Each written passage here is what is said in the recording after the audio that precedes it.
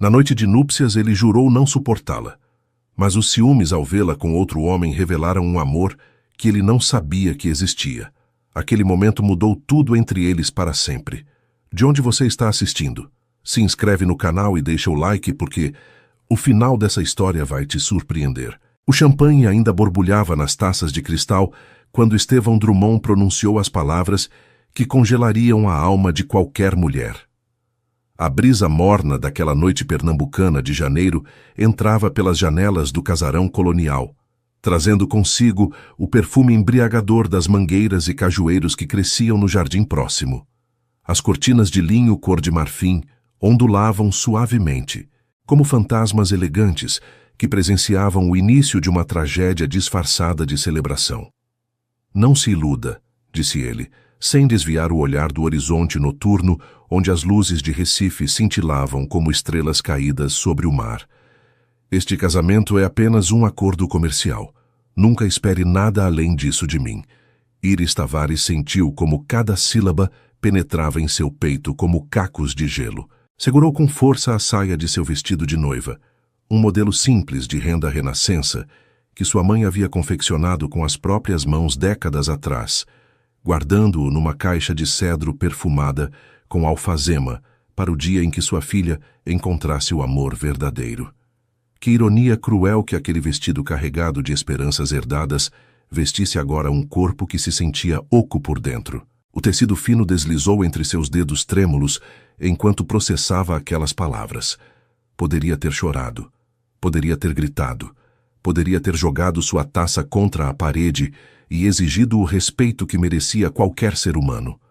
Mas Iris havia aprendido desde muito jovem que a dignidade não se demonstra com escândalos, mas com a quietude de quem conhece seu próprio valor, mesmo quando outros tentam arrancá-lo. Ergueu o queixo com uma graça que Estevão jamais teria esperado de alguém numa posição tão vulnerável. Seus olhos escuros, da cor do café recém-passado que serviam nas padarias do Recife antigo, encontraram-se com os dele sem vacilar. Entendido, respondeu ela, e sua voz soou tão serena quanto a superfície do mar em uma manhã de verão.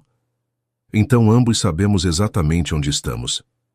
Estevão a observou durante um instante eterno, algo indefinível cruzando por suas feições angulosas antes que a máscara de indiferença voltasse a se instalar em seu rosto.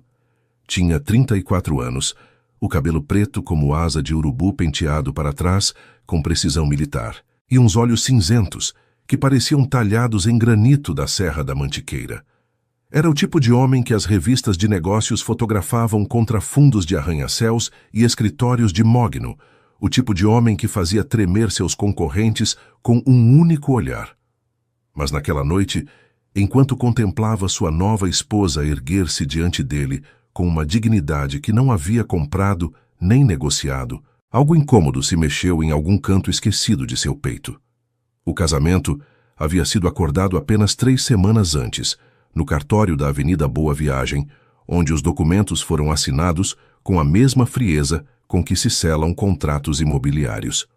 A empresa de azulejaria artesanal que a família Tavares havia mantido durante 4 gerações em Olinda enfrentava uma falência iminente. Décadas de tradição, fornos que haviam cozido azulejos para igrejas e casarões de todo o Nordeste, técnicas transmitidas de pais para filhos como um tesouro sagrado, tudo ameaçado por um investimento ruim e a traição de um sócio sem escrúpulos. Estevão, por sua parte, precisava de uma esposa antes de completar 35 anos para cumprir com a cláusula antiquada do testamento de seu avô, o fundador do Império Imobiliário Drummond. Sem casamento, a herança passaria às mãos de seus primos, abutres famintos que haviam esperado durante anos qualquer tropeço seu para se apoderar do que ele havia multiplicado com seu trabalho obsessivo.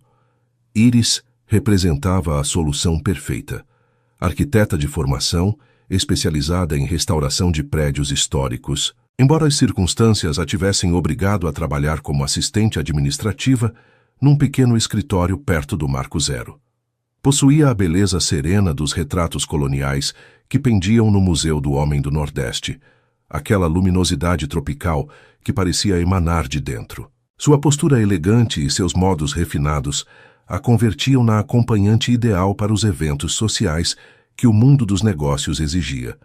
Um acordo perfeito no papel, um desastre emocional na realidade.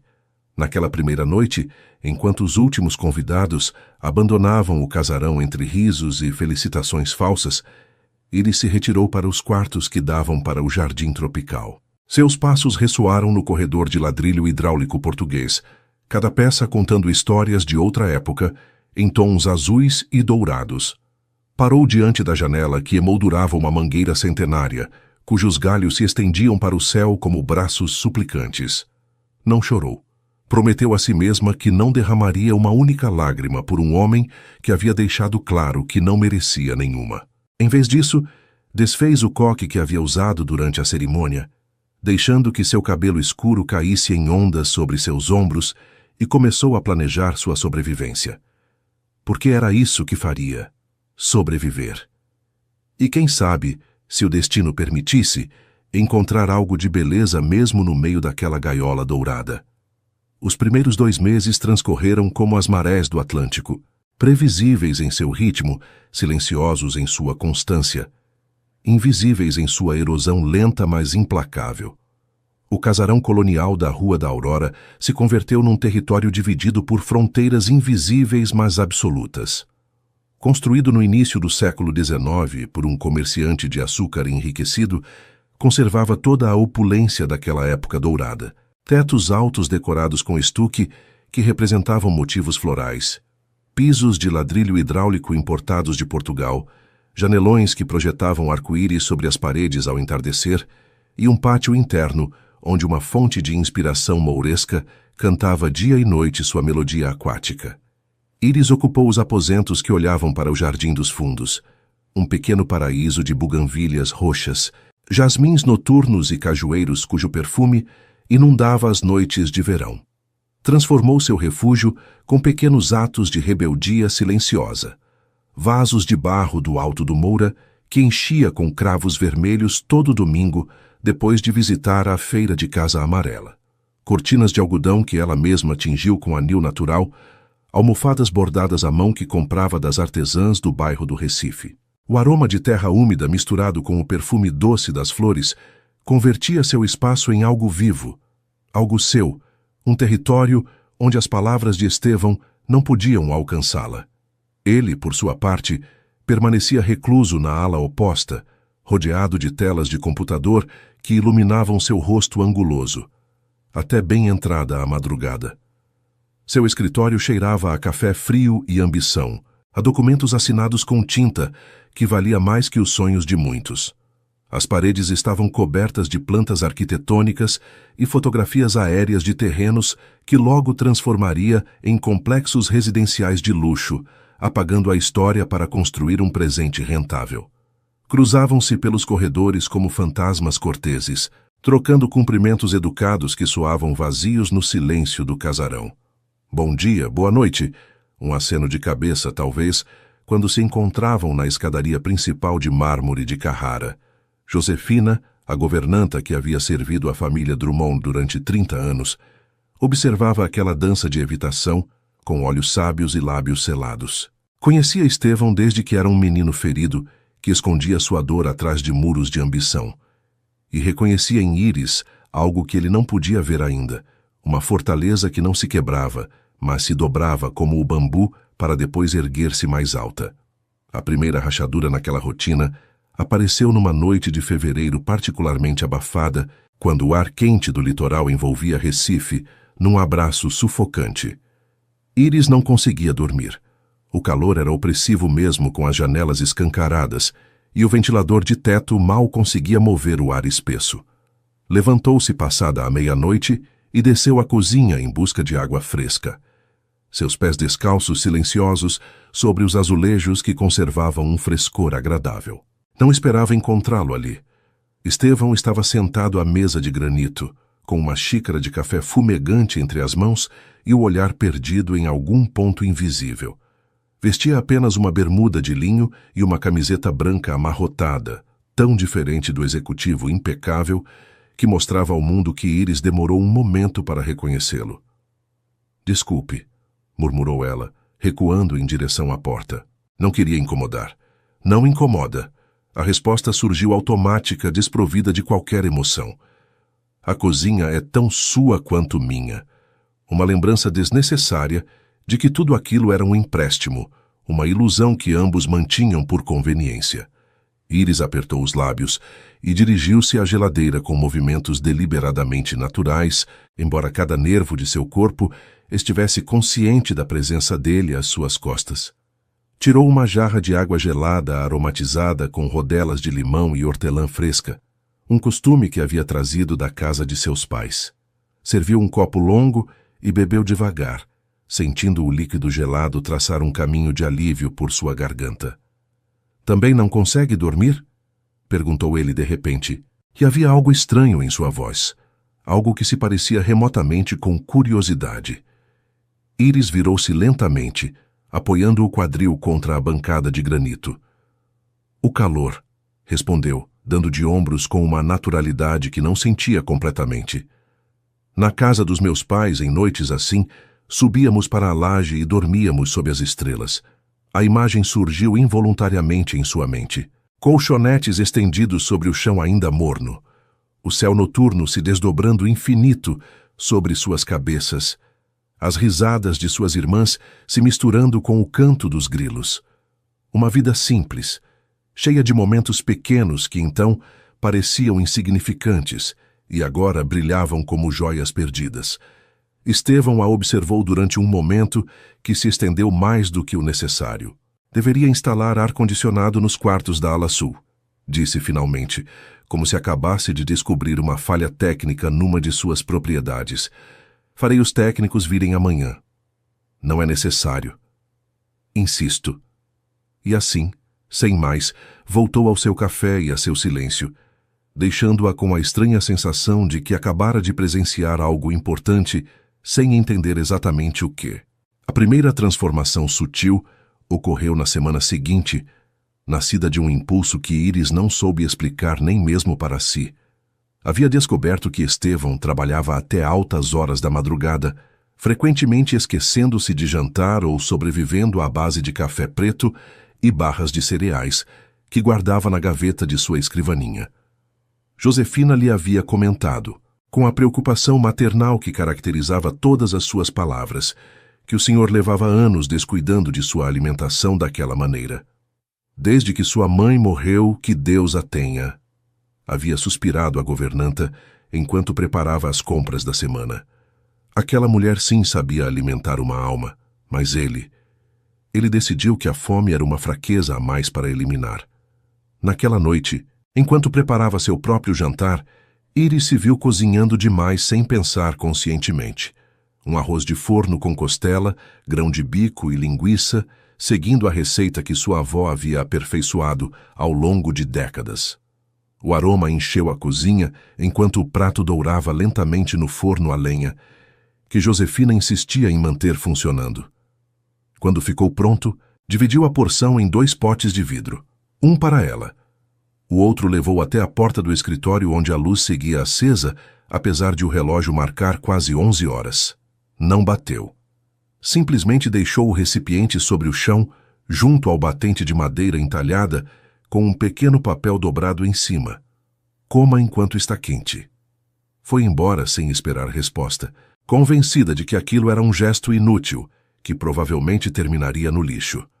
Na manhã seguinte, o pote estava sobre a bancada da cozinha, completamente vazio e lavado com esmero. Iris o contemplou durante um longo momento, sentindo algo estranho se expandir em seu peito. Não era esperança exatamente, nem tampouco satisfação. Era algo mais sutil, mais perigoso. A certeza de que sob aquela armadura de gelo existia um ser humano que ainda respondia aos gestos simples de cuidado. Naquela noite, preparou moqueca de peixe, com róbalo fresco, leite de coco, dendê e um refogado de tomate tão perfeito que a cor parecia líquido de pôr do sol. Deixou no mesmo lugar com a mesma nota escassa. E assim começou um ritual silencioso que nenhum dos dois mencionava jamais. Ela cozinhava, ele comia. Os potes apareciam vazios cada manhã, como prova de um diálogo que não precisava de palavras. Enquanto isso, Iris encontrou outro espaço onde sua alma podia respirar livremente. O centro comunitário do bairro de Campo Grande ocupava um prédio antigo cuja fachada descascada contava histórias de décadas de abandono. As paredes interiores precisavam urgentemente de uma mão de tinta. As lâmpadas fluorescentes piscavam como estrelas moribundas. E o cheiro de café do desjejum comunitário permanecia suspenso no ar até bem entrada a tarde. 3 vezes por semana, Iris pegava o ônibus na parada da Avenida Boa Viagem e viajava até aquele canto da cidade, onde o Recife moderno dava lugar a uma realidade mais crua, mas também mais autêntica.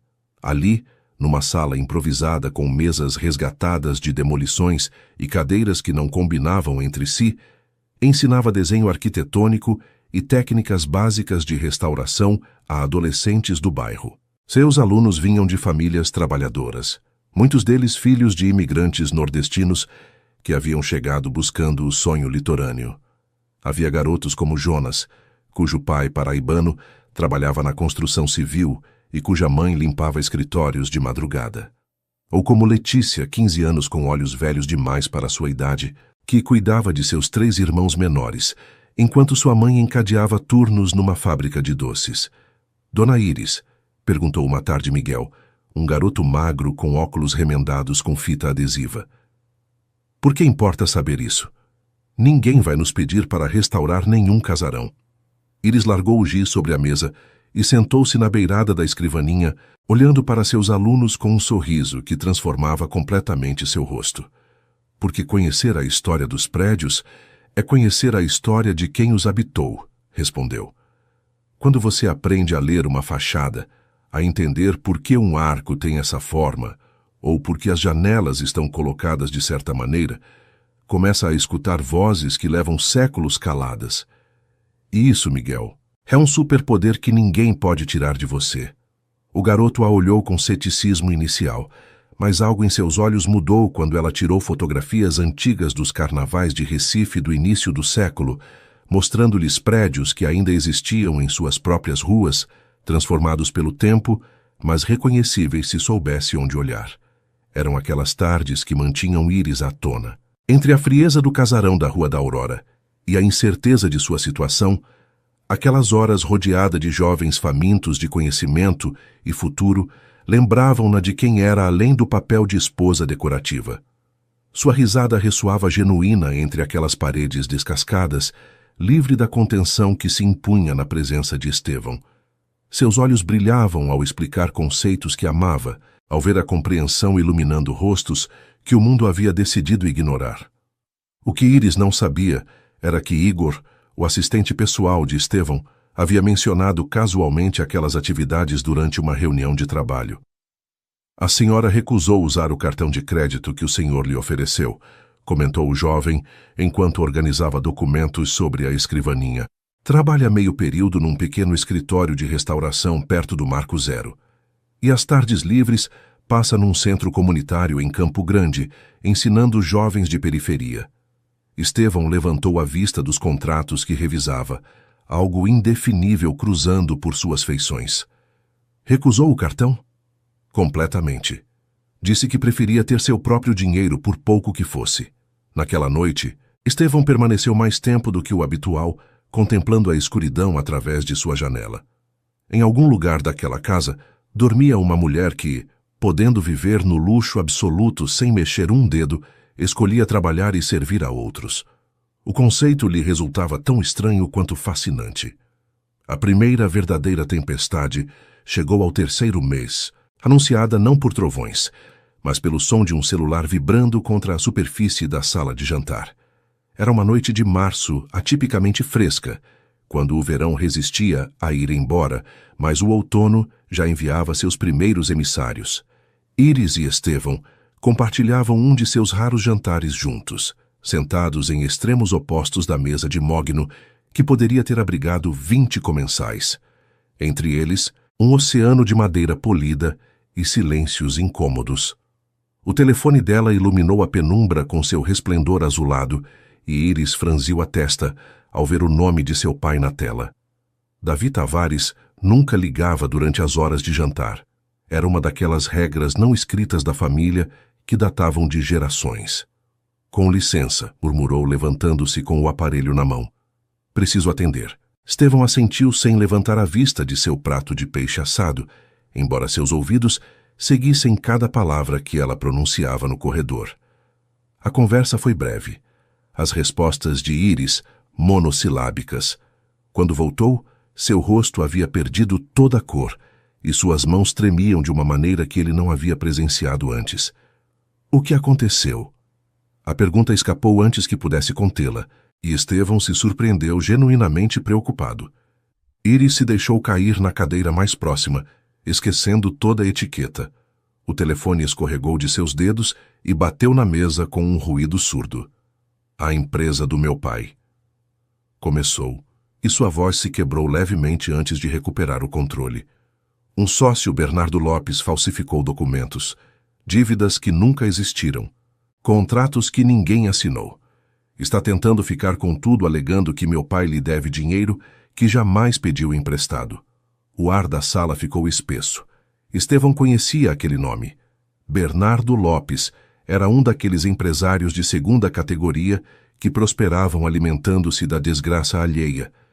Um abutre de terno de linho e sorriso de vendedor de carros usados. O casamento. Nosso acordo. Era para protegê-los, continuou Iris, e havia algo dilacerante em como pronunciava aquelas palavras. Mas ele encontrou outra maneira de atacar. E se isso seguir adiante, se conseguir que os tribunais lhe deem razão, meus pais perderão absolutamente tudo. 4 gerações de trabalho, os fornos que meu bisavô construiu com as próprias mãos. Tudo.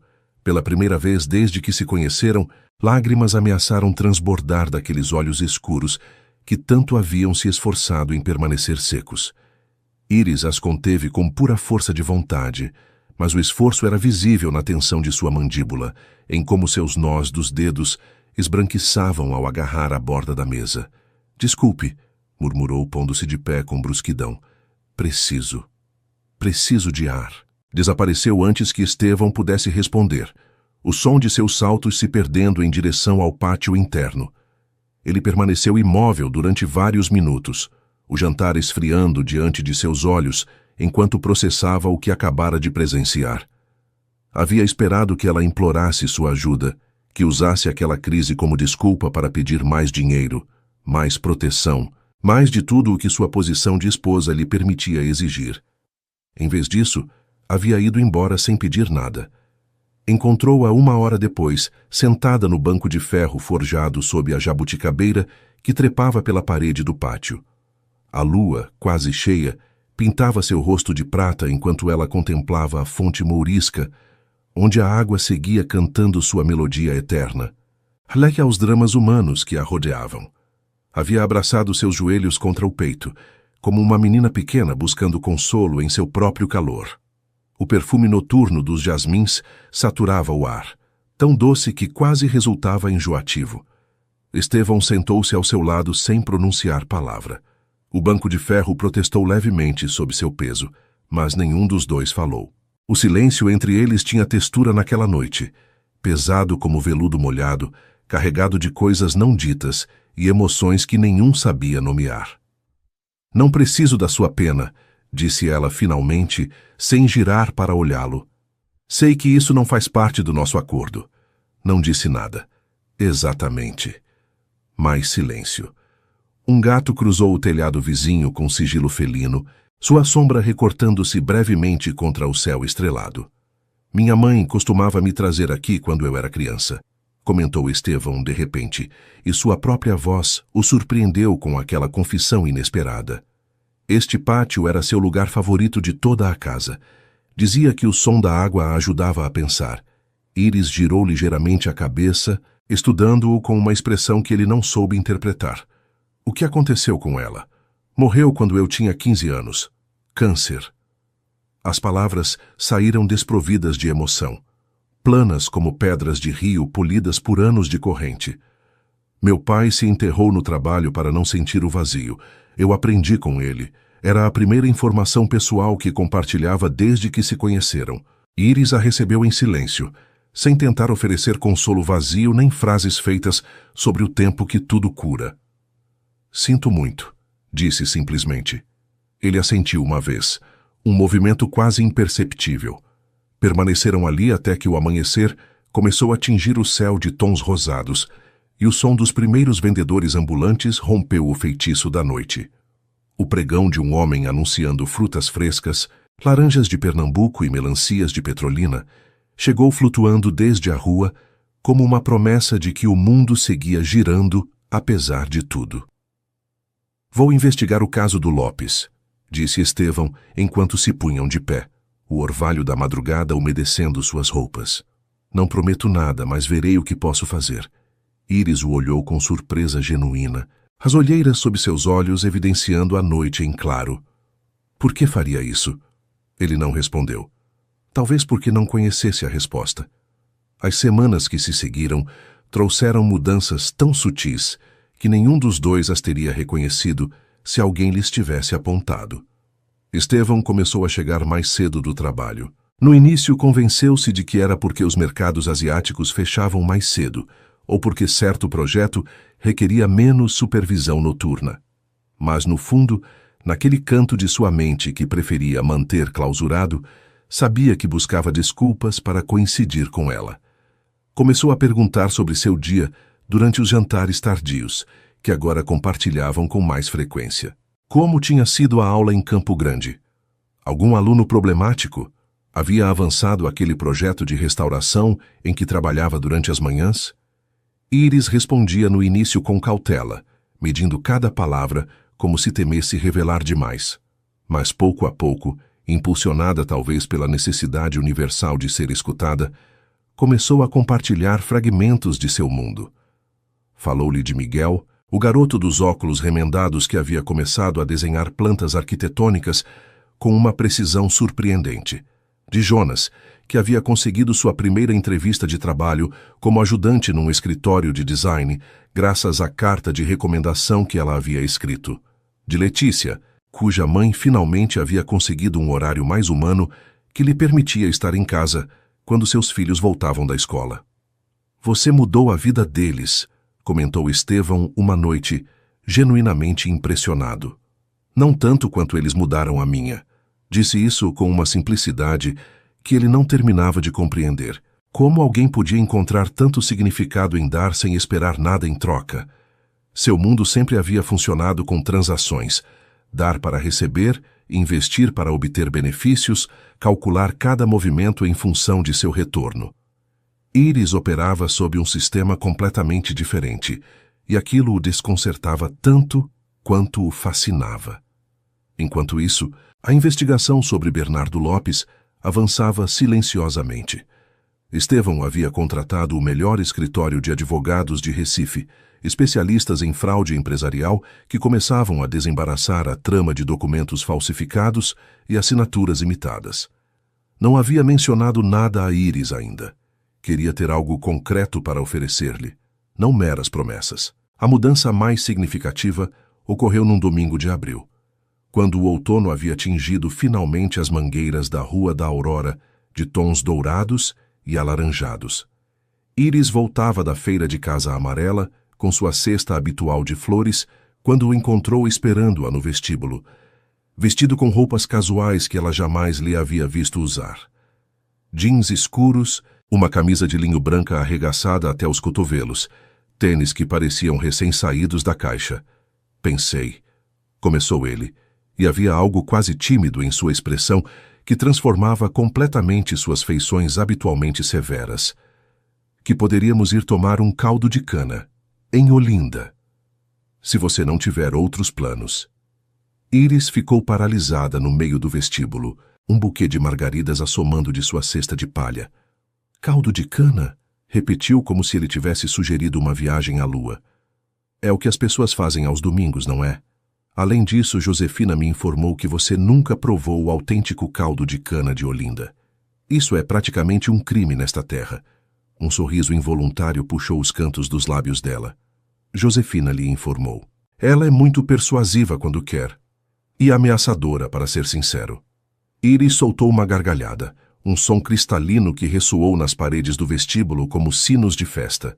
Era a primeira vez que ria genuinamente em sua presença, e Estevão sentiu que algo se afrouxava em seu peito, como se uma corda apertada demais cedesse finalmente. "Me dê 5 minutos para deixar isso", disse ela, apontando para as flores. "Espero você." Aquela tarde em Olinda, sentados numa barraca de rua, enquanto o sol de outono aquecia seus rostos, algo mudou irremediavelmente entre eles. Íris lhe explicou a diferença entre o caldo de cana autêntico, espremido na hora, e as versões industrializadas que serviam nos supermercados. Ele confessou, quase envergonhado, que nunca havia visitado as praias de Porto de Galinhas, apesar de ter nascido em Pernambuco. Ela lhe falou das tardes que passava lá de criança, observando os cavalos marinhos enquanto seu avô pescava siri para a casquinha que preparava sua avó. Pela primeira vez conversaram como duas pessoas que genuinamente queriam se conhecer. Sem agendas ocultas, sem muros defensivos, sem o peso do acordo que os havia unido. "Por que arquitetura?", perguntou ele enquanto ela mastigava uma tapioca de coco. "Porque os prédios são como pessoas", respondeu ela depois de pensar um momento. "Tem histórias para contar, cicatrizes que os definem, memórias armazenadas em cada pedra. Restaurá-los é como escutar essas histórias e ajudá-los a seguir contando-as às gerações futuras." Estevão a observou enquanto falava, fascinado por como seu rosto se iluminava ao descrever sua paixão. Os olhos lhe brilhavam como se contivessem todo o Atlântico em suas profundezas escuras, e suas mãos gesticulavam desenhando arcos invisíveis no ar. "Você, por outro lado, destrói prédios antigos para construir novos", comentou ela, e havia curiosidade em seu tom, não julgamento. Nunca se perguntou que história silencia ao fazê-lo? A pergunta o golpeou com uma força inesperada. Durante anos havia visto os prédios unicamente como investimentos, metros quadrados a multiplicar, terrenos a otimizar. A ideia de que contivessem algo além de valor imobiliário jamais havia cruzado por sua mente pragmática. "Não", admitiu. "Nunca havia pensado assim." Ela sorriu, mas não era um sorriso de superioridade nem de pena. Era um sorriso de quem reconhece uma porta que poderia se abrir. Talvez devesse começar. O evento beneficente anual do Grupo Drummond se celebrava no Museu de Arte Moderna, aquele conjunto de estruturas contemporâneas às margens do rio Capibaribe, que pareciam esculturas gigantes, emergindo da água. Íris dedicou a tarde inteira a se preparar, não por vaidade, mas porque sabia que aquela noite seria observada, julgada, medida segundo padrões que ela jamais havia buscado cumprir. Escolheu um vestido azul marinho de corte reto que havia encontrado numa pequena boutique do Recife antigo, sem marcas nem etiquetas ostentosas. O tecido fluía como ondas do Atlântico quando caminhava, simples, mas elegante, de uma maneira que não requeria adornos. Sobre a cama, Estevão havia deixado um estojo de veludo preto com um colar de safiras e diamantes que teria alimentado famílias inteiras durante meses. Íris o contemplou durante um longo momento, antes de fechá-lo com suavidade e guardá-lo na gaveta da mesinha de cabeceira. Em vez disso, pôs os brincos de pérola que haviam pertencido à sua avó, as únicas joias que havia trazido de casa. Eram modestos, ligeiramente desiguais em tamanho porque haviam sido cultivadas naturalmente nas costas do Nordeste, mas continham mais valor do que qualquer gema poderia quantificar. Como toque final, jogou sobre seus ombros o xale de seda herdado de sua bisavó, uma peça bordada com pássaros do paraíso e flores de ipê que havia atravessado gerações antes de encontrar seu lar em Recife. Quando desceu a escadaria principal do casarão, Estevão a esperava ao pé dos degraus. Vestia um smoking escuro que realçava seu porte natural, o cabelo preto penteado para trás com gel, a mandíbula perfeitamente barbeada. Ficou imóvel ao vê-la, algo indecifrável cruzando por seus olhos cinzentos. "Não está usando as joias", observou, e sua voz soava estranhamente rouca.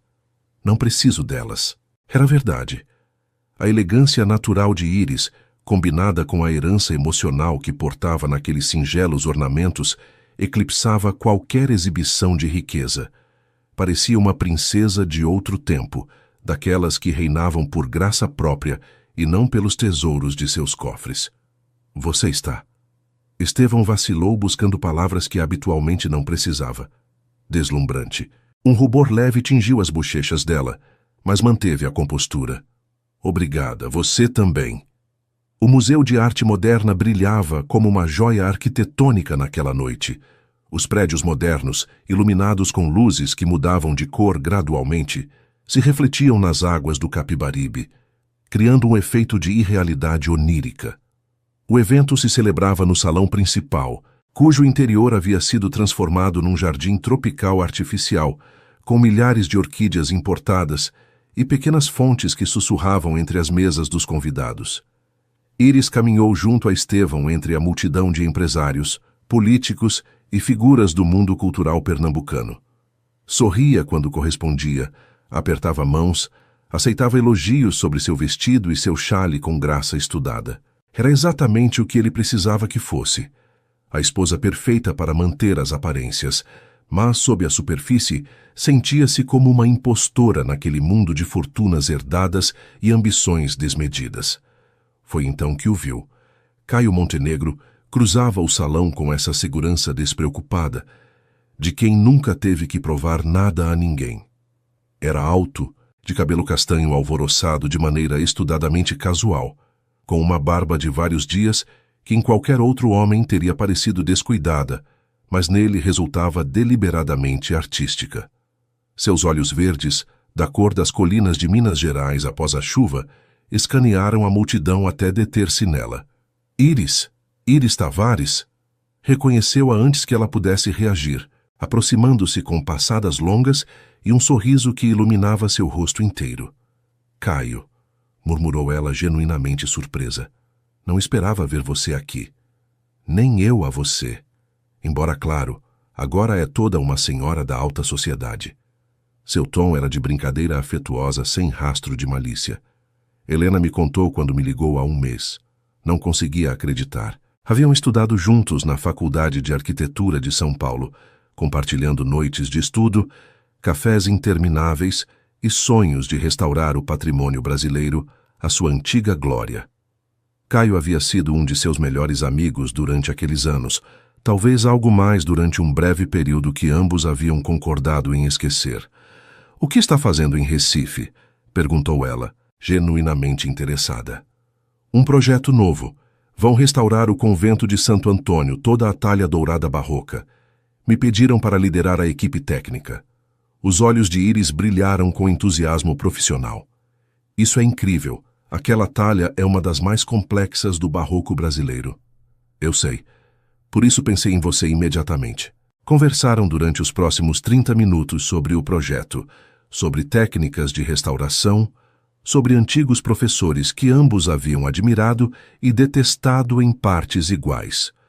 Íris ria das anedotas que ele contava, gestos animados e olhos brilhantes, completamente absorta num mundo de lembranças e paixões compartilhadas. Do outro lado do salão, Estevão observava a cena com uma tensão crescente que não conseguia explicar. Havia abandonado uma conversa com o prefeito de Recife no meio de uma frase, algo impensável em circunstâncias normais. Sua atenção estava fixada em sua esposa e aquele desconhecido que a fazia sorrir de uma maneira que ele nunca havia conseguido. Quando Caio tocou ligeiramente o braço de Íris, ao contar uma anedota particularmente divertida, algo primitivo e completamente inesperado explodiu no peito de Estevão. Ciúmes. O sentimento era tão alheio à sua natureza que demorou vários segundos para identificá-lo. Nunca havia sentido ciúmes em sua vida. As mulheres iam e vinham como investimentos que rendiam ou não segundo o caso, nenhuma importante o suficiente para provocar emoções possessivas.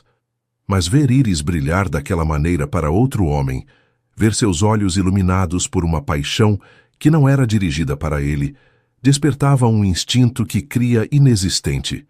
Pela primeira vez em 10 anos, abandonou uma reunião importante sem desculpa alguma. Abriu caminho entre os convidados com passadas longas e decididas, ignorando os cumprimentos e os olhares curiosos. Quando chegou junto de Íris, passou seu braço ao redor de sua cintura com um gesto possessivo que nunca havia empregado antes. Querida, disse, e a palavra soou estranha em seus lábios. Estão nos esperando na mesa principal. Iris o olhou surpresa, seus olhos escuros refletindo as luzes cintilantes da estrutura moderna. Ah, claro. Virou-se para Caio com um sorriso de desculpas. Caio, apresento meu marido, Estevão Drummond. Os dois homens apertaram as mãos com essa cortesia superficial que disfarça avaliações mútuas. Caio sorria abertamente. Estevão mal curvava os lábios em algo que pretendia ser amistoso, mas não alcançava a meta.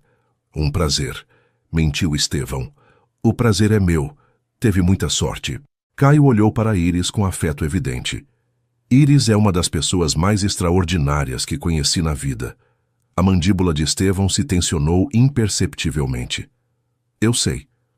Naquela noite no Mercedes preto que os levava de volta para casa, o silêncio entre eles era de uma natureza completamente diferente. Elétrico, carregado, vibrando com tensões não nomeadas. O que foi aquilo? Perguntou Iris finalmente, girando-se no assento de couro para olhá-lo. Estevão mantinha os olhos fixos na estrada, os nós dos dedos brancos de tanto apertar o volante. Não sei do que está falando. Praticamente me arrastando para longe do Caio como se eu fosse uma propriedade extraviada. O silêncio que se seguiu pesava como chumbo. Não gostei da maneira como ele olhava para você, admitiu finalmente. E cada palavra parecia arrancada de sua garganta contra sua vontade. Iris estudou seu perfil tenso durante um longo momento. Caio é um velho amigo, nada mais. Um velho amigo que toca seu braço e faz você sorrir de uma maneira que eu jamais consegui. As palavras flutuaram no ar do carro como uma confissão involuntária. Estevão se amaldiçoou mentalmente por tê-las pronunciado, por ter revelado aquela vulnerabilidade que nem mesmo sabia que possuía. Iris não respondeu imediatamente. Em vez disso, virou-se para a janela, contemplando as luzes de Recife deslizarem na noite enquanto processava o que acabara de escutar. Seu marido, o homem que havia declarado que aquele casamento era puramente comercial, estava com ciúmes. Era impossível não sentir uma pequena pontada de satisfação ante aquela revelação. E talvez algo mais perigoso ainda: esperança. As semanas que se seguiram ao evento beneficente trouxeram mudanças que nenhum dos dois teria antecipado. Estevão começou a buscar desculpas para estar nos mesmos espaços que ela com uma frequência que já não podia ser atribuída à casualidade. Observava-a enquanto regava as plantas do pátio, notando como seus dedos acariciavam cada folha com uma ternura que dedicava a todo ser vivo que entrava em sua órbita. Escutava-a cantarolar melodias nordestinas enquanto cozinhava, canções de sua infância que enchiam a cozinha de uma calidez que os eletrodomésticos de última geração jamais poderiam proporcionar. Começou a fazer perguntas que antes não lhe interessavam. Como havia aprendido a cozinhar assim? Por que escolhia sempre cores terra para decorar? Que livro estava lendo aquela semana e o que achava? As respostas de Iris, no início cautelosas, foram ganhando extensão e profundidade, à medida que sua desconfiança cedia terreno.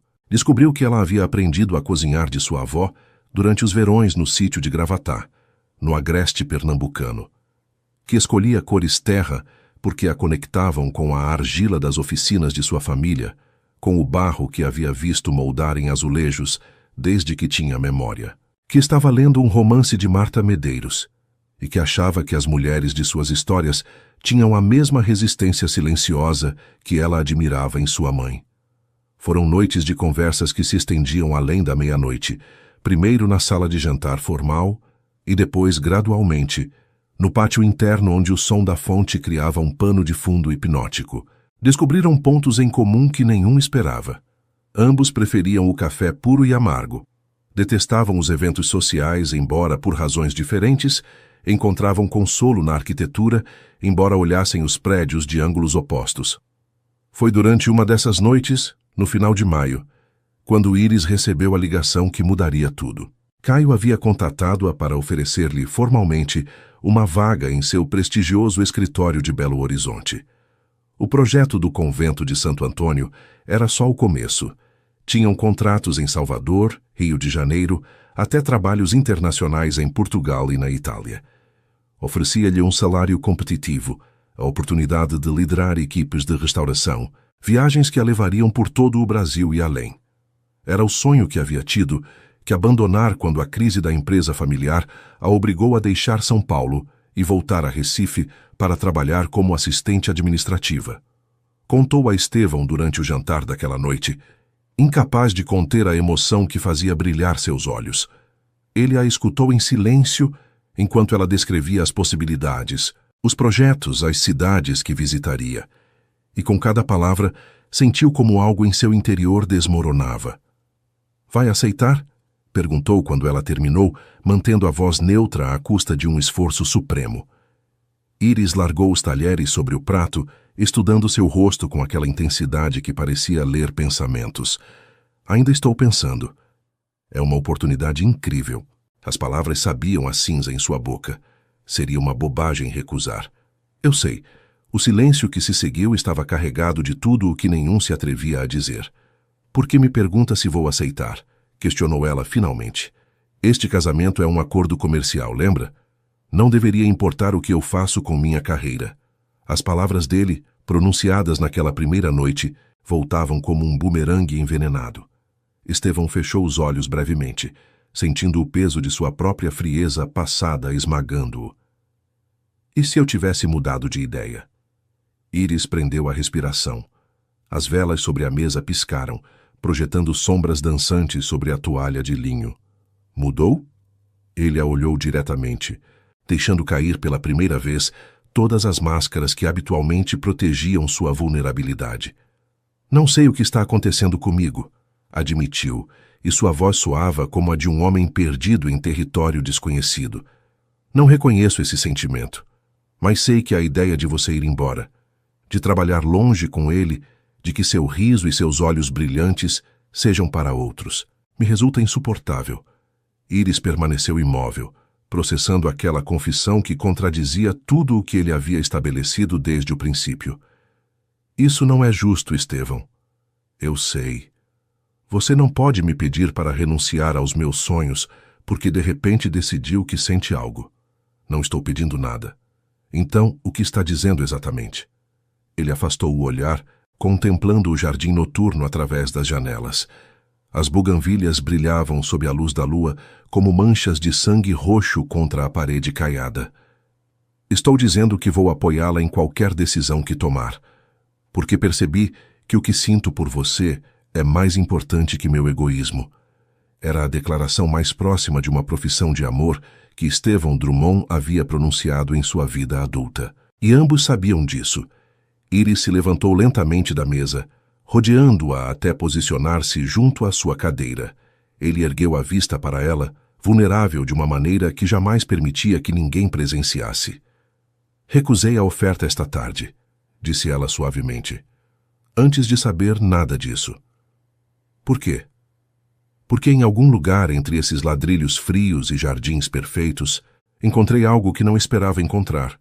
E talvez, só talvez, valha a pena lutar por isso."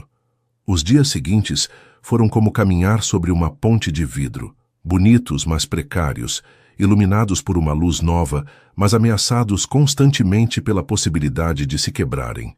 Estevão e Íris começaram a explorar o território desconhecido que se abria entre eles com a cautela de quem sabe que está pisando em terreno minado. As conversas se tornaram mais íntimas, os olhares mais prolongados, os toques casuais mais frequentes. Mas nenhum dos dois se atrevia a dar o passo definitivo que transformaria seu acordo em algo real. O medo os mantinha suspensos num limbo delicioso e frustrante, em partes iguais. Para Estevão, o medo tinha raízes profundas que se afundavam em sua adolescência.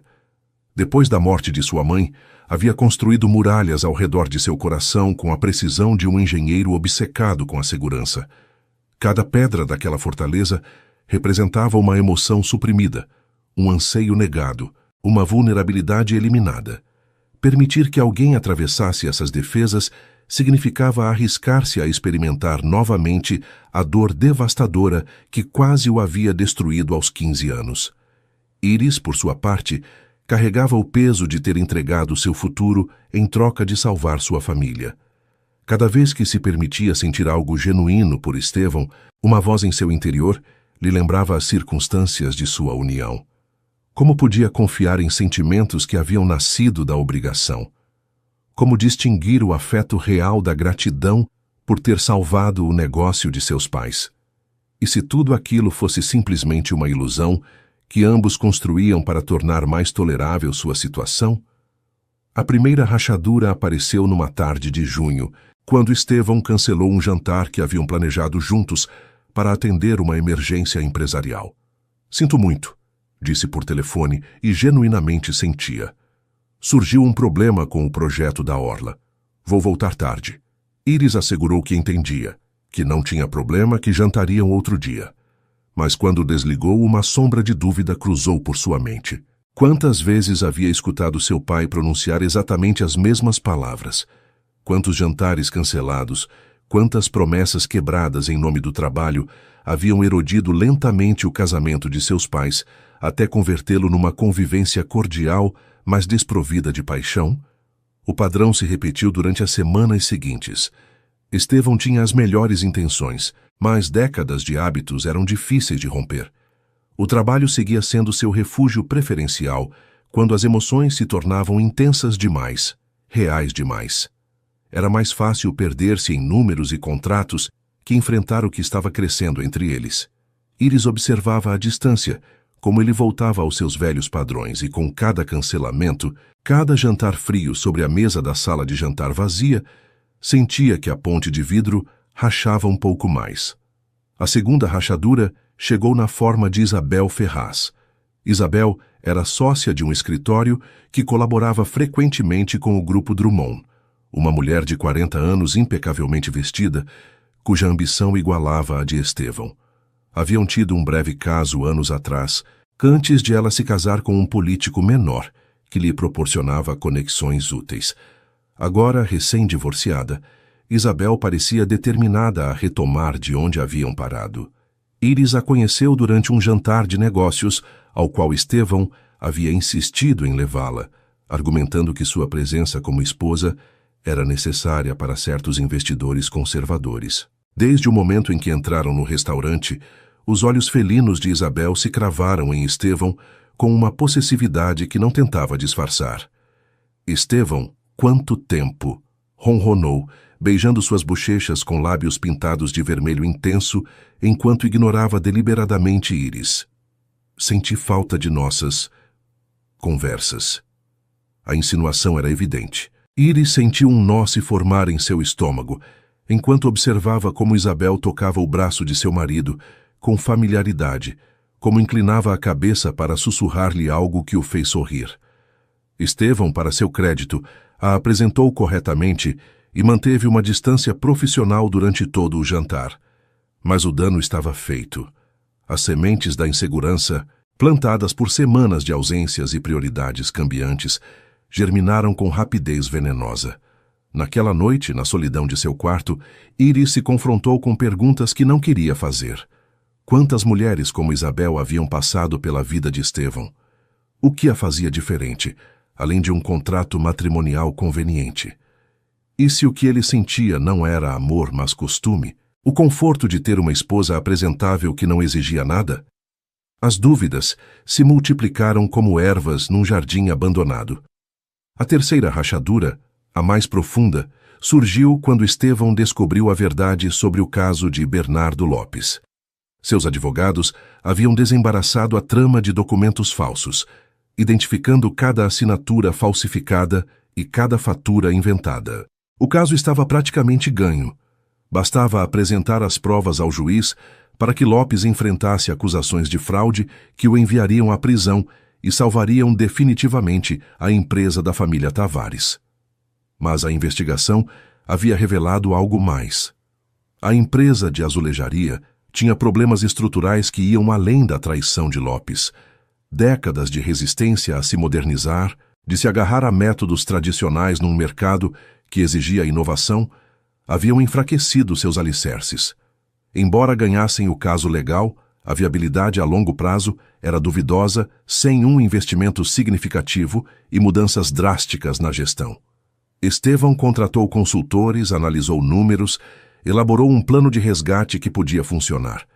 Mas requeria uma condição. Ele teria que se envolver diretamente na gestão, basicamente tomando o controle do negócio familiar de Iris sob a estrutura do Grupo Drummond. Era a solução prática, era o inteligente, e era exatamente o que Iris havia temido desde o princípio, que sua família ficasse completamente endividada com ele, que o último vestígio de independência que lhe restava desaparecesse. Quando Estevão lhe apresentou o plano numa noite, acreditando que ela o receberia com gratidão, encontrou-se com algo completamente diferente. Não, disse Iris, e sua voz era firme, embora seus olhos brilhassem com algo que podia ser raiva ou dor. De jeito nenhum. É a única opção viável. Não. Não vou permitir que transforme a empresa da minha família em mais uma de suas aquisições. Não é uma aquisição, é um resgate. Há alguma diferença quando o resultado é o mesmo? Ela se pôs de pé, afastando-se dele como se sua proximidade queimasse. Meu bisavô construiu essa empresa com as próprias mãos. Meus avós a mantiveram viva durante a ditadura, quando não havia nem lenha para os fornos. Meus pais sacrificaram tudo por ela. E você quer que eu simplesmente entregue tudo a você de presente? Estou tentando ajudar. Está tentando controlar. As palavras saíram afiadas, carregadas de semanas de insegurança acumulada. É a única coisa que sabe fazer, não é? Comprar, controlar, possuir. As empresas, os prédios, e agora eu e tudo que me importa. O silêncio que se seguiu era o de duas pessoas se dando conta de que haviam chegado a um precipício inesperado. Não é isso o que quero, disse Estevão finalmente, sua voz apenas um sussurro. Então, o que quer? Ela o enfrentou com olhos que brilhavam de lágrimas contidas. Porque cada vez que começo a acreditar que isso poderia ser real, algo me lembra como começamos. Um acordo. Um contrato. Eu era a solução para seu problema de herança, nada mais. Isso mudou. Mudou? Quando exatamente? Antes ou depois de sua ex-amante me olhar como se eu fosse um obstáculo menor? Antes ou depois das dezenas de jantares cancelados, porque o trabalho sempre é mais importante? Cada palavra era uma pedra jogada contra os frágeis alicerces que haviam construído juntos. Estevão quis se defender, explicar, desmentir, mas as acusações continham verdade suficiente para deixá-lo mudo. Preciso de tempo, disse Iris, recuando em direção à porta. Tempo para pensar se isso faz algum sentido. Se eu faço algum sentido aqui. Quando foi embora, o eco de seus passos ressoando no corredor vazio, Estevão ficou sozinho com o peso de tudo o que havia feito de errado e tudo o que não sabia como consertar. Iris se refugiou no trabalho como quem busca oxigênio debaixo d'água. Dobrou suas horas no centro comunitário de Campo Grande, chegando antes do sol e indo embora quando as estrelas já haviam tomado posse do céu. Seus alunos notavam algo diferente nela, uma intensidade febril que parecia queimar de dentro, mas nenhum se atrevia a perguntar. Só Miguel, o garoto dos óculos remendados que havia se tornado seu aluno mais promissor, teve a coragem de se aproximar numa tarde, enquanto ela apagava furiosamente um quadro que já estava limpo. Dona Iris, disse com sua voz de adolescente, ainda oscilando entre graves e agudos, a senhora está bem. Ela parou seu movimento, o apagador suspenso no ar. Estou bem, Miguel, só cansada. Minha mãe dizia que quando uma mulher diz que está cansada, na verdade quer dizer que está triste, mas não sabe como explicar.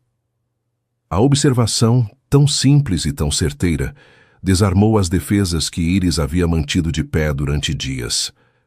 Largou o apagador e sentou-se pesadamente na beirada da mesa, olhando para aquele garoto que havia aprendido cedo demais a ler a dor alheia. Sua mãe é muito sábia. Era. Miguel sentou-se numa carteira próxima, suas pernas magras balançando sem tocar o chão. Morreu há 2 anos. Câncer. O coração de Iris se apertou. Sinto muito. Não sabia. Tudo bem. O garoto deu de ombros com aquela resignação prematura que parte a alma.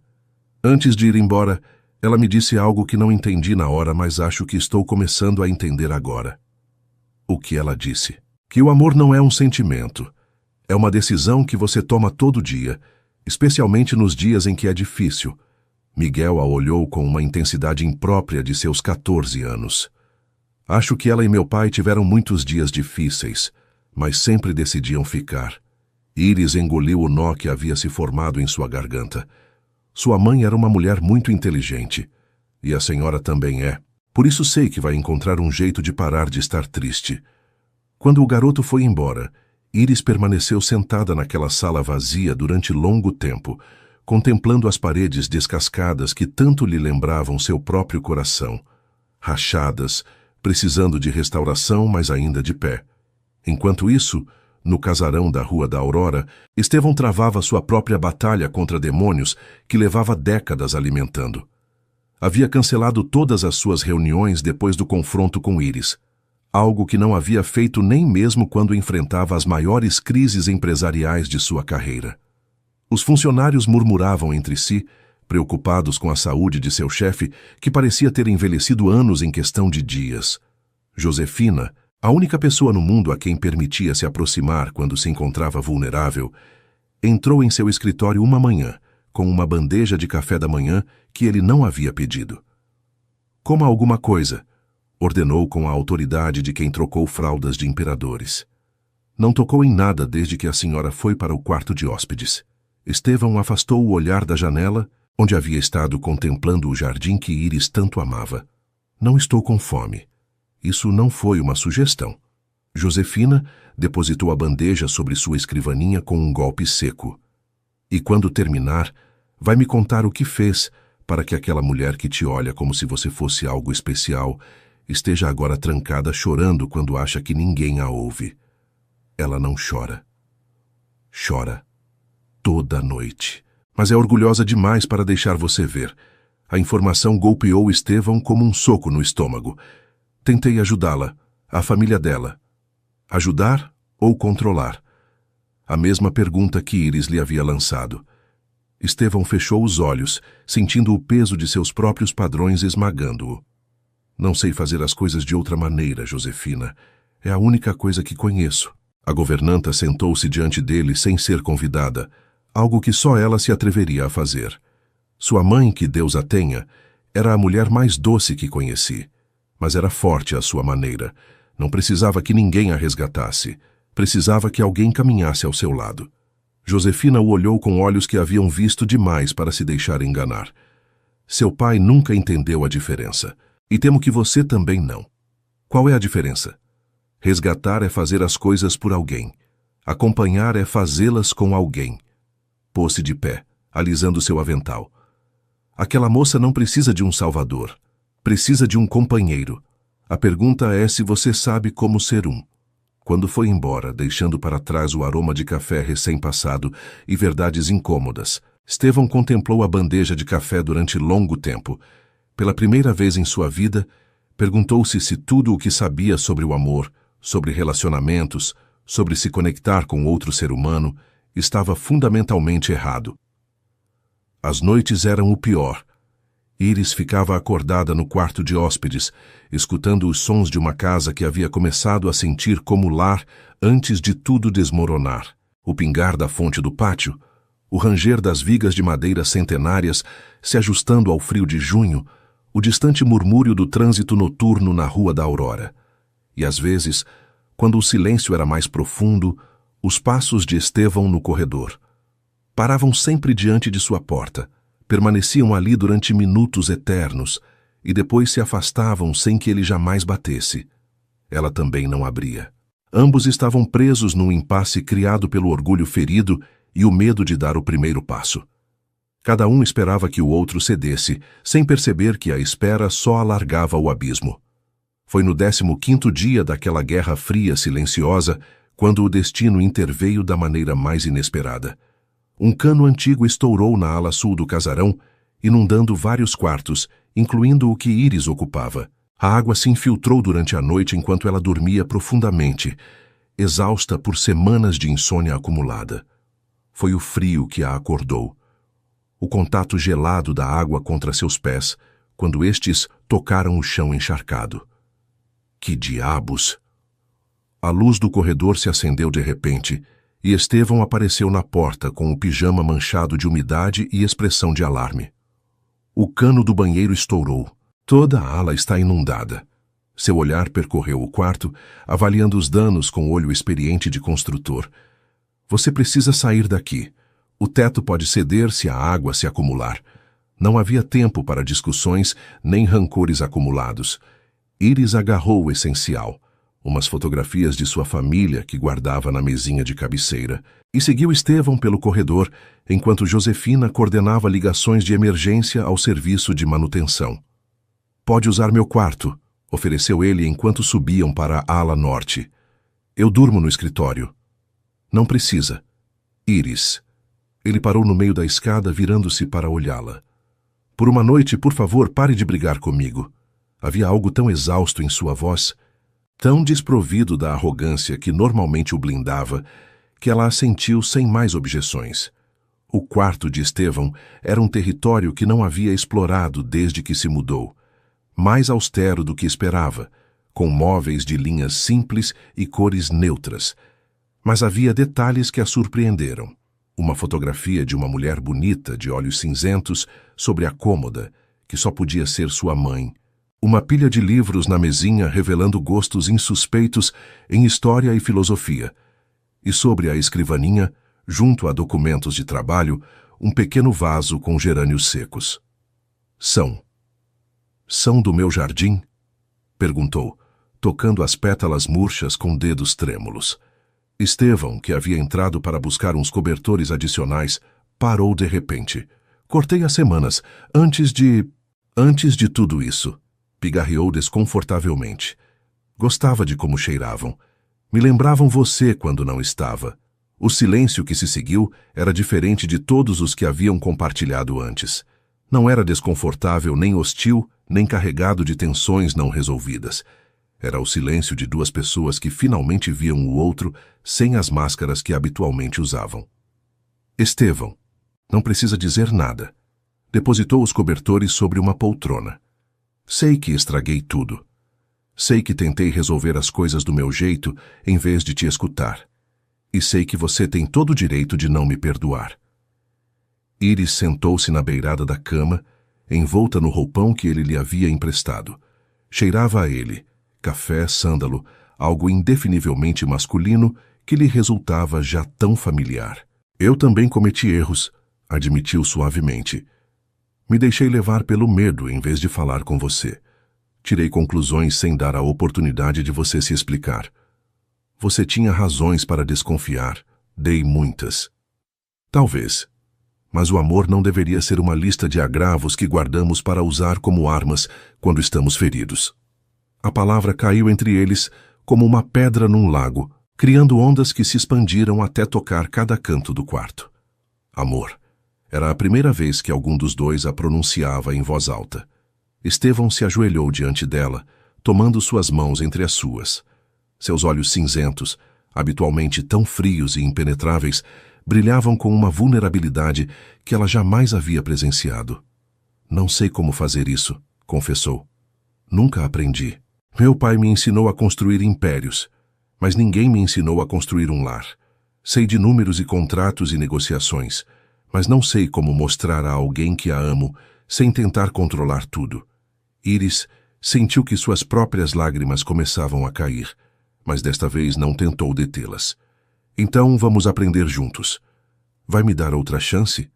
Ela o olhou longamente, vendo além do empresário implacável, além do homem ferido, até o menino de 15 anos que havia perdido sua mãe e havia decidido que nunca mais permitiria que o amor o destruísse. Sim, sussurrou. Mas desta vez fazemos de verdade. Sem contratos nem acordos comerciais. Só você e eu decidindo todo dia que queremos estar juntos. Quando ele a beijou, o sabor das lágrimas de ambos se misturou em algo que era ao mesmo tempo salgado e doce, como o mar Atlântico que havia sido testemunha silenciosa de toda a sua história. O amanhecer seguinte trouxe uma luz diferente ao casarão da Rua da Aurora. As equipes de manutenção trabalhavam na ala danificada, suas vozes e ferramentas criando uma sinfonia de reparação que parecia se estender além dos canos estourados. Havia algo simbólico naquele caos de restauração, pensou Iris enquanto observava da janela do quarto de Estevão, envolta ainda em seu roupão. Ele entrou com 2 xícaras de café fumegante, vestido já com roupa de trabalho, mas com uma suavidade em suas feições que ela não havia visto antes. Josefina diz que vão levar pelo menos 1 semana para reparar os danos da água. Estendeu-lhe uma das xícaras. Vai ter que ficar aqui enquanto isso. Acho que vou sobreviver à tortura. O sorriso que ele lhe dedicou, genuíno e caloroso, transformou completamente seu rosto habitualmente severo. Tenho que ir ao escritório umas horas, mas cancelei o jantar com os investidores coreanos. Pensei que poderíamos fazer algo juntos esta noite. Algo normal. O que os casais normais fazem? E o que os casais normais fazem? Estevão deu de ombros com uma torpeza encantadora. Não faço a menor ideia. Esperava que você me dissesse. Iris soltou uma gargalhada, a primeira genuína em semanas. Poderíamos começar por algo simples, passear pela orla ao entardecer, jantar em algum lugar sem toalhas de linho nem garçons intimidadores, ver um filme em casa com pipoca. Tudo isso soa agradável. Ele pronunciou a palavra como se fosse um conceito novo que estivesse saboreando. Diferente de tudo que conheço. Essa é a ideia. Assim começou o que Iris chamaria mais tarde a reconstrução dos alicerces. Durante as semanas seguintes, aprenderam a se conhecer de maneiras que o contrato matrimonial jamais havia contemplado. Estevão descobriu que Iris cantava desafinado enquanto cozinhava, que tinha um medo irracional de pombos e que chorava toda vez que via filmes onde os cachorros eram protagonistas, mesmo as comédias. Iris descobriu que ele guardava uma coleção secreta de vines de jazz que herdou de sua mãe, que detestava frutos do mar apesar de viver em Recife, e que sonhava acordado com desenhar casas em vez de complexos de escritórios. Os jantares deixaram de ser atos de cortesia vazia para se converterem em rituais que ambos esperavam com antecipação.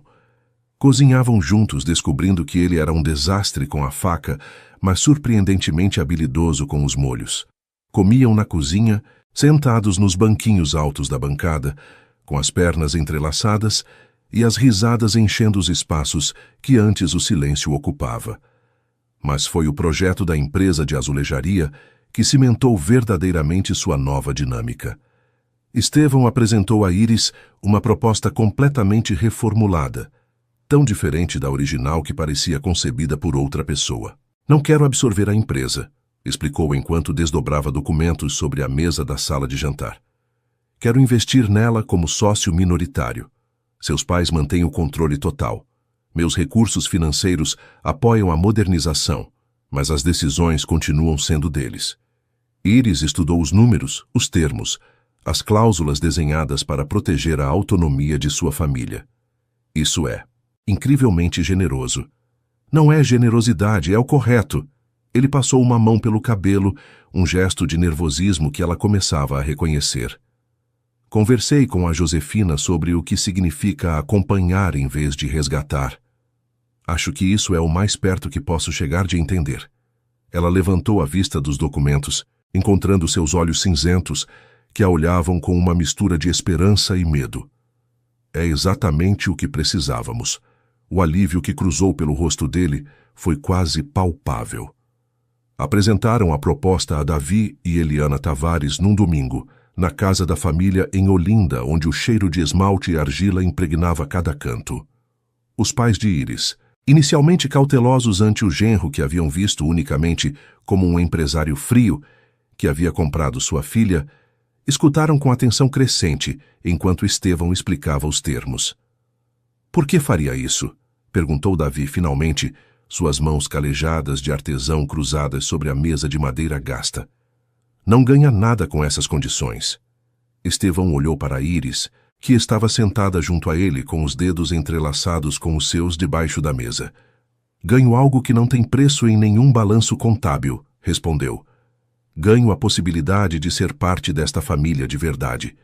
E ganho a confiança de sua filha, que é mais valiosa que qualquer patrimônio. Eliana, a mãe de Iris, levou uma mão ao peito. Seus olhos, tão escuros como os de sua filha, encheram-se de lágrimas silenciosas. Iris me disse uma vez, continuou Estevão, que os prédios têm histórias para contar, que restaurá-los é preservar essas vozes para as gerações futuras. Esta empresa é o mesmo. 4 gerações de histórias, de técnicas de amor por um ofício. Destruir isso seria um crime pior que qualquer fraude financeira. O silêncio que se seguiu era diferente dos que Iris havia experimentado nos meses anteriores. Era um silêncio de aceitação, de muros caindo, de famílias que começam a se fundir numa só. Davi estendeu sua mão curtida para Estevão. Bem-vindo à família, filho. A primavera chegou a Recife com sua explosão habitual de cor e vida, mas aquele ano tinha um significado especial para quem habitava o casarão da Rua da Aurora. O caso contra Bernardo Lopes havia se resolvido favoravelmente. As provas reunidas pelos advogados de Estevão eram tão contundentes que o julgamento durou apenas 2 sessões. Lopes foi condenado por fraude e falsificação documental, e as dívidas falsas foram anuladas. A empresa dos Tavares estava a salvo.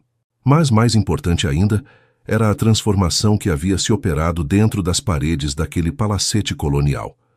Iris havia retomado seu trabalho no pequeno escritório de restauração, mas agora com um novo projeto entre mãos.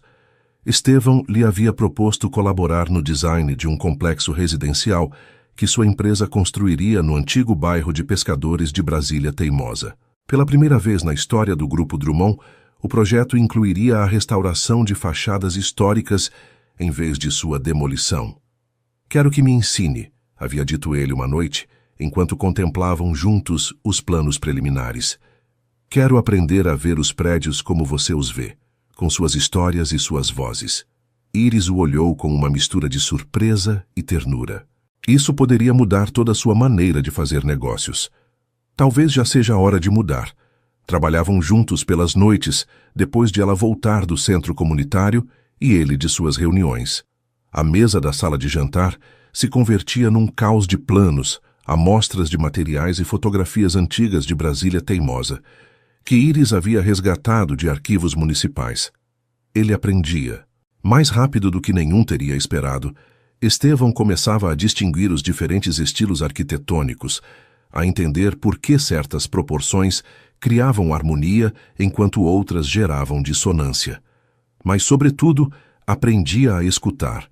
As histórias que contavam as paredes, as vidas que haviam se desenvolvido entre aqueles muros que ele teria derrubado, sem pensar meses atrás. Num sábado de setembro, levou-a a Brasília Teimosa para mostrar-lhe o terreno onde se desenvolveria o projeto. Caminharam por ruas estreitas, ladeadas por casas de pescadores, com fachadas de azulejos coloridos, muitas delas em estado de abandono, mas ainda bonitas em sua decadência. Esta era a casa da minha bisavó materna, disse Estevão de repente, parando diante de um prédio particularmente deteriorado, cuja fachada mostrava restos de azulejos verdes e amarelos. Minha mãe me trazia aqui quando eu era criança. Contava que sua avó pendurava as redes de pesca naquela sacada para que secassem ao sol. Iris estudou o prédio com olhos novos, vendo além do deterioro. Por que nunca mencionou isso? Porque havia esquecido. Sua voz soava estranha, carregada de emoções que raramente deixava emergir. Ou talvez havia enterrado junto com todo o resto relacionado à minha mãe. Ela tomou sua mão, entrelaçando seus dedos. O que quer fazer com este prédio? Estevão contemplou a fachada durante um longo momento. Quero restaurá-lo, convertê-lo em algo que minha mãe teria amado. Talvez uma galeria de arte local ou um centro cultural para o bairro. Olhou para Iris. Me ajudaria? Sempre. Aquela tarde selaram algo mais que um projeto arquitetônico. Selaram um compromisso mútuo de construir juntos, não só prédios, mas uma vida que honrasse tanto o passado quanto o futuro. Enquanto isso, no centro comunitário de Campo Grande, os efeitos do trabalho de Iris começavam a dar frutos tangíveis. Miguel, o garoto dos óculos remendados, Havia conseguido uma bolsa para estudar arquitetura na Universidade Federal. Jonas trabalhava já como ajudante num escritório de interiores do centro. Letícia havia descoberto um talento inesperado para o desenho artístico e estava preparando um portfólio para solicitar admissão na Escola de Belas Artes. A senhora mudou nossas vidas, disse-lhe Miguel no dia de sua formatura do programa comunitário, com olhos brilhantes, atrás de uns óculos novos que Estevão havia pago discretamente. Nos fez acreditar que podíamos ser algo mais que o mundo esperava de nós. Íris o abraçou, sentindo como as lágrimas ameaçavam transbordar. Vocês mudaram suas vidas. Eu só mostrei a porta. Não, interveio Estevão, que havia assistido à cerimônia e observava a uma distância respeitosa. Você deu as chaves. E isso é algo que nenhum deles esquecerá jamais. Era a primeira vez que participava de um evento do centro comunitário. Chegou vestido de maneira casual, sentou-se entre os pais e familiares sem pretensões de superioridade e aplaudiu genuinamente cada conquista anunciada. Íris o observou durante toda a cerimônia, maravilhada pela transformação que havia se operado nele. O empresário implacável que conheceu 7 meses atrás jamais teria pisado num lugar como aquele. E, no entanto, ali estava, conversando com pais trabalhadores sobre a importância da educação, prometendo colaborações futuras entre o Grupo Drummond e o centro comunitário. Te amo, sussurrou-lhe ela enquanto voltavam caminhando sob as estrelas de primavera, caso não soubesse. Ele parou no meio da calçada, tomando-a pelos ombros para olhá-la nos olhos. Eu sei, e te amo como nunca acreditei ser possível amar alguém. O beijo que compartilharam sob um poste de ferro forjado, com o perfume das cajueiras flutuando no ar noturno, sabia a promessas cumpridas e futuro por construir. O verão chegou carregado de uma prova que nenhum dos dois havia antecipado. Tudo começou com uma ligação de Igor numa manhã de dezembro, quando Recife derretia sob um sol implacável e as barracas de água de coco de Boa Viagem transbordavam de turistas buscando alívio ao calor. Senhor Drummond, temos um problema. Seu primo Rodrigo encontrou algo. Estevão empalideceu ao escutar os detalhes. Rodrigo, o maior de seus primos, e o que mais ansiosamente havia esperado que falhasse em cumprir a cláusula matrimonial do testamento, havia contratado investigadores privados, e haviam descoberto a verdade. O casamento com Íris havia sido um acordo comercial. Existiam documentos, testemunhos do cartório, provas irrefutáveis de que a união se havia concretizado unicamente para cumprir com os requisitos da herança. Segundo uma interpretação estrita do testamento do avô, um casamento de conveniência não cumpria com o espírito da cláusula. Rodrigo havia apresentado uma ação para anular os direitos de herança de Estevão. Se eu perder este processo, explicou Estevão a Íris naquela noite, sua voz desprovida da segurança que habitualmente a caracterizava, vou perder tudo. A empresa, o casarão, os projetos, tudo o que construí durante 15 anos. Íris o escutou em silêncio, processando a magnitude da crise. Que opções temos? Os advogados dizem que a melhor defesa seria demonstrar que o casamento se transformou em algo genuíno, que o que começou como um acordo se converteu em amor real. Estevão passou as mãos pelo rosto. Mas é minha palavra contra a deles, e Rodrigo tem provas documentais das negociações iniciais. Então vamos buscar outras provas. Como? Como você prova perante um tribunal que ama alguém? Íris tomou suas mãos, obrigando-o a olhá-la. Contando nossa história. Toda. Desde o princípio até agora. Deixando que vejam como 2 estranhos que se casaram por obrigação aprenderam a se escolher todo dia. O julgamento se celebrou em março, quando as primeiras chuvas de outono limpavam o pó do verão, e o céu de Recife recuperava aquele azul profundo que inspirou gerações de pintores. A sala do tribunal estava lotada. A imprensa havia farejado a história de um drama familiar entre milionários e havia acorrido em massa. Rodrigo Drummond, um homem de rosto anguloso e olhar calculador, sentava-se junto à sua equipe de advogados com expressão de satisfação antecipada. O primeiro dia foi brutal. Os advogados de Rodrigo apresentaram e-mails, atas notariais, declarações de testemunhas que haviam presenciado as negociações iniciais. Cada documento pintava o quadro de um casamento fabricado, uma farsa desenhada unicamente para cumprir requisitos legais. Estevão suportou o interrogatório com uma calma que contradizia o turbilhão de emoções em seu interior. Admitiu a verdade das origens de seu casamento. Não mentiu, nem tentou disfarçar o evidente. "O que dizem é verdade", declarou ante o juiz. "Me casei com Iris Tavares porque precisava cumprir uma cláusula testamentária. Ela aceitou porque sua família enfrentava uma crise financeira. Foi um acordo entre estranhos." Os murmúrios percorreram a sala. Os advogados de Rodrigo trocaram olhares vitoriosos. "Mas isso foi há 8 meses", continuou Estevão. "O que aconteceu depois é uma história completamente diferente." No segundo dia, Iris tomou o banco de testemunhas. Falou sem anotações preparadas, com aquela naturalidade que a caracterizava mesmo nas circunstâncias mais difíceis. Contou a noite de casamento, as palavras cruéis de Estevão, os meses de silêncio e distância. Não ocultou nada da frieza inicial, das feridas causadas e recebidas, mas também falou dos potes de comida deixados junto à porta do escritório, das flores que ele guardava secas em seu quarto, das noites sob as estrelas no pátio da Fonte Mourisca, de um homem que aprendeu a ver prédios como histórias e pessoas como algo mais que números num balanço. "Me apaixonei por ele", declarou ante o tribunal, sua voz firme e clara. "Não pelo empresário que assina cheques, nem pelo herdeiro de uma fortuna. Me apaixonei pelo homem que se ajoelha para falar na altura das crianças num centro comunitário, pelo que guarda flores murchas porque lembram de mim, pelo que está aprendendo, todo dia, a abrir as portas que fechou há 20 anos. Os olhos de Estevão brilhavam enquanto a escutava. Em algum momento durante seu testemunho, havia deixado de importar-lhe o veredito. Independentemente do que decidisse o juiz, havia escutado palavras que validavam toda a dor do processo de transformação. No terceiro dia, chegaram as testemunhas da defesa. Josefina declarou sobre as mudanças que havia presenciado na casa.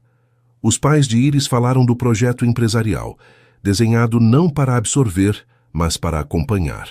Miguel, com seus óculos novos e sua voz ainda adolescente, descreveu como o Sr. Drummond havia financiado bolsas para alunos do centro comunitário sem pedir nada em troca.